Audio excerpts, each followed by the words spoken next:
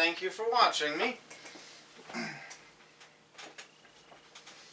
This is my second video on this subject. The subject is when I thought about the gospel of Jesus Christ, but I was watching secular entertainment or something that was not trying to make me think of it. And here's two thoughts about this, two times. Paradise Run, the game show. It's a game show, I don't know if they're still making it, but it's fairly recent. Now, the last time I did a video like this, I did it in May of 2017. So that's a year and a half ago, a little more than a year and a half ago. So since then, they've had Paradise Run. This game show has teenagers, or those slightly younger than teenagers, working together in pairs, groups of three, teams of two, I mean. And at the end, the winner does get a better prize than the others. They get a Hawaiian vacation, hence paradise. And the thing takes place in Hawaii, hence paradise. That's where although I don't think they would be sued for false advertising if the name of the show Paradise Run and they did it in Antarctica or the Mojave Desert. But this made me think of the gospel of Jesus Christ, because there are two ways you could say that Father in Heaven is not going to send us home empty-handed. Now, of course, our goal is to get home with Him. That is the ideal situation after final judgment. Father in Heaven is another name for God, and He's going to judge us at the end of all this life when everything gets wrapped up. And there's two ways, like I said, that we are not going to metaphorically go home empty-handed. In other words, there's something for us out of this life, even if we don't get the best prize. And one way is because of the atonement of Jesus Christ, everybody will be resurrected. Even really bad people, they will get resurrected. That's a wonderful, merciful, and loving gift from Father in Heaven and Jesus Christ. One of the scriptures that teaches us this is 1 Corinthians chapter 15, verses 21 and 22. If I'm off by a verse or two, it's definitely early 20s. It's not verse 10 and it's not verse 50. Now, there's another way that people are not going to go home empty-handed, metaphorically empty-handed. And that is, in that same chapter in Corinthians, we read about the resurrection and our resurrection bodies, and Paul compares those bodies to the sun, moon, and stars. So, when we get resurrected, and God's clarified in other revelations,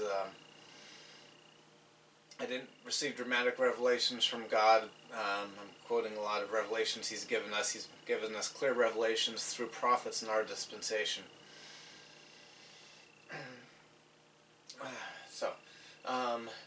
These three places that we'll be sent after a final judgment are not equal.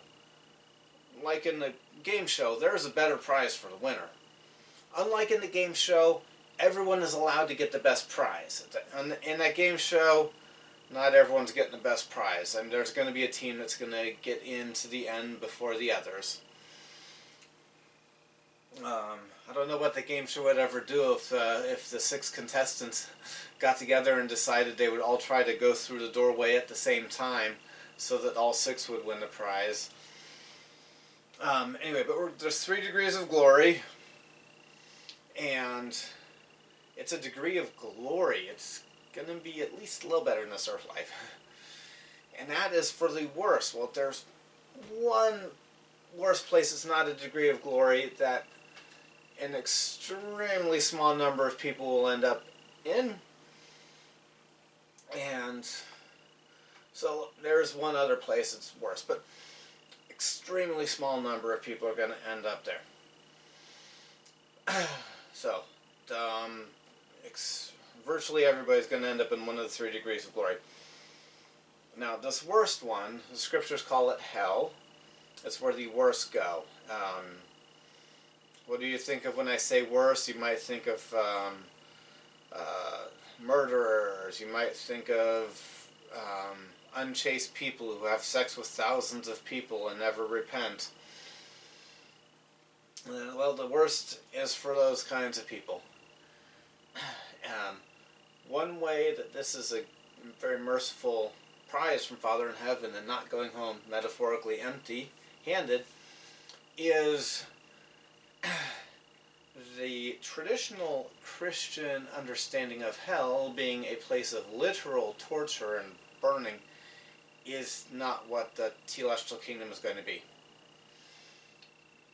Now, people there are going to know they could have done better. God's going to send them there. It's pretty clear from me in the scriptures. It's not obvious, but I'm doing some inferring about this one point.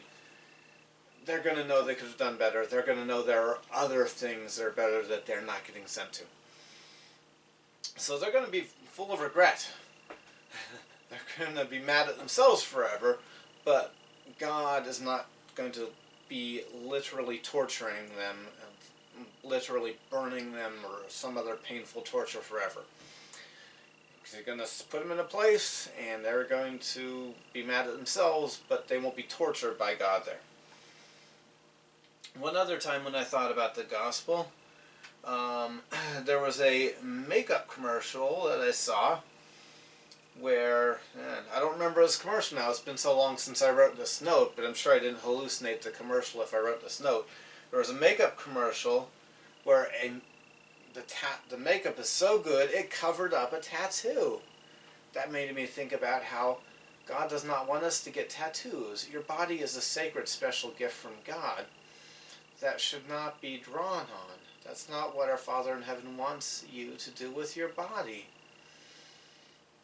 And there's some reasons aside from the spiritual reasons that tattoos don't make sense.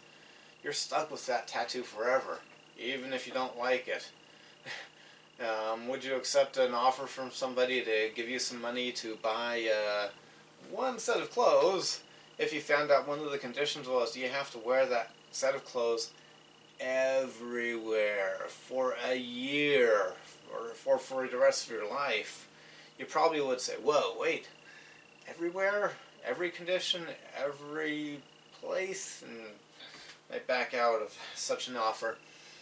So thank you for watching. You have a good day.